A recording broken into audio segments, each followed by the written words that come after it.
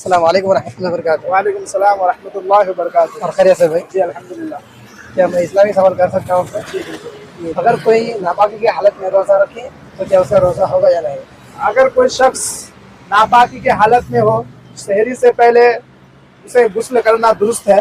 अगर वक्त ना हो तो वो अच्छी तरह कुल्ली वगैरह करके सहरी कर लेना चाहिए। नापाकी की हालत में सहरी करना मना नहीं है।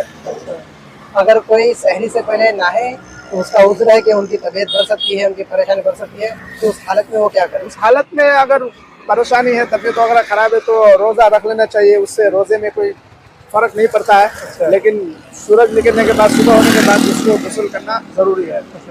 शुक्रिया भाई। देखो भाई, तो भाई इस वीडियो को ज़्यादा से ज़्यादा शेयर करें और लोगों तक पहुँचाएं। ये बहुत लोगों को मालूम नहीं होती है कि हम नापाकी की हालत में हैं और रोज़ा रखे या ना रखें, इसमें कंफ्यूज रहते हैं। तो ये वीडियो ज़्यादा से ज़्यादा लोगों के पास शेयर करें।